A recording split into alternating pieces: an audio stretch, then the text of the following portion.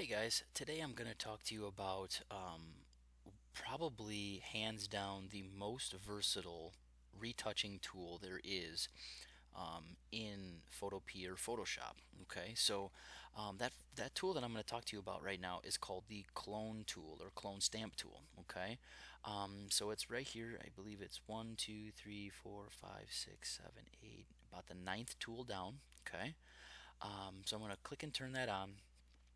And basically what this is going to do is it is a very direct kind of copy and paste type of tool. So you're going to tell it to essentially to take a stamp or take a copy of this area, and I'm going to then paste it over a different area. So and by doing that, you can very accurately replicate the information that needs to be there.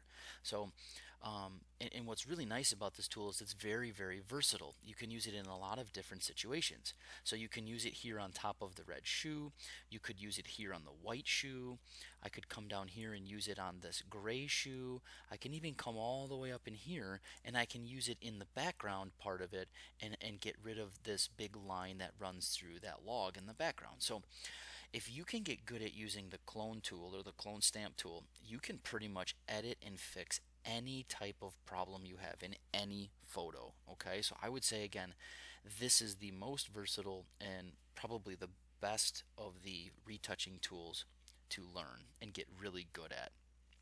Okay, so how does this work? Let's start with the white shoe here. So what I need to do is I need to get my brush down to an appropriate size. Okay, and again, appropriate size being roughly the size of my roughly the size of my area that I need to fix. Okay, so again, you can adjust your size up here. Um, with the slider here, or a shortcut on the keyboard are the bracket keys. So if you look next to the letter P, you'll have the brackets. The one on the right is going to make your brush smaller. The one on the left is going to make your brush bigger. So again, we want to get this size down to be about the same size as my cut area here. So roughly about like that. Okay, so that's the first step, is getting your brush sized properly. The next thing you want to do is you want to work on the hardness. Again, this is how hard or defined is the edge of your brush. In my case right here, I'm working on a very soft picture. Okay, um, things are kind of blurry on the edges, right? I don't have very defined, um, defined colors. There's lots of shadows, highlights, midtones, things like that. So I want to make my hardness down at 0. Now, if you try it and you're like, oh my gosh, I can totally see that area that I've pasted, well, then you should probably, either take your hardness up more or down, up more or down less. So again, you have to play with it, okay? And every picture is going to be a little different. But for my case here, I know I need to have my hardness down at 0. Okay, so with that being said, how this tool works is this. You have to hold the Alt key on the keyboard, and what that's going to do is that's going to take a copied area. So if I'm going to fix this white section right here, I'm going to come pretty close to my line holding the Alt key, and you're going to click once. That's going to take a sample. So I clicked once. Now I'm going to let go of Alt, and now you see when I move over, my copy point is that white area, right? So that's what I want to do, because I don't want to put white up here in the brown. I want to put it here. So if you take your sample pretty close to your object, you can move over now and you can start to take some of this white and you can start moving it over, and you can really quickly come in here and you can start getting rid of that line on the white. Now I'm going to move up here on the brown area. So I'm going to take a selection of brown and paste it over the top. So you can see here I'm doing this kind of click, click, click action. I'm taking a sample, letting go of Alt, and clicking it over my area that I want to paste onto. Okay, um, that's going to be really pretty critical for you to do that. Okay, um, is kind of doing this clicking back and forth.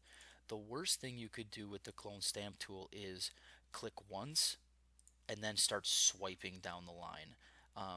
you're not going to be able to see, you're not going to get a good result. So again, I can click here and I can come in here and then start pasting, and you can see how it's just, it doesn't do a very good job, right? It leaves a line there. So you're gonna wanna work with the size of your brush, okay, and click once and paste, and click once and paste. So it is a lot of clicking, but again, if you do it properly, you can really get good results. And the reason why I like the clone stamp tool over a lot of the other tools that we're going to look at are is it makes a direct copy. So if you need to fix an area where there's very high definition, where it's not just like a pattern, you can physically copy things. For instance, if I move down here on the red shoe, so you can see like my textures and things, it does a great job at getting rid of those. But if you need to copy something like these laces or the threads on the top of the shoe, I can easily do that to get rid of this cut line. So again, you have to play with your brush size. So I'm going to make it a little bit smaller here. I'm going to click Alt, I'm going to click on my lace, and then I'm going to start to paste laces over the top. And again, by doing multiple clicks, I can layer these laces back in here, or the threads I should say, not laces. I can layer these back in here, and you can't tell where that stuff was. Again, I come in here, I lay down a couple copies, and you notice I'm taking them from each side of my picture. I'm not just taking it from one side, so I'm layering a little from this side, a little from this side, and I'm coming at the crack from two different sides. And again, what you're going to do is you're going to overlap your copies and pastes, and you're going to eliminate any of that patterning that you're going to get by taking a copy from here, a copy from here.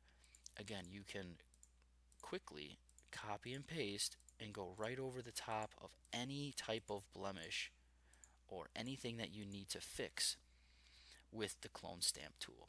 Okay, so again, it's a very, very, very versatile tool. Again, you can virtually hardly tell that those laces or those threads got fixed on the top of that red shoe. Again, that is with the clone tool or the clone stamp tool. Okay.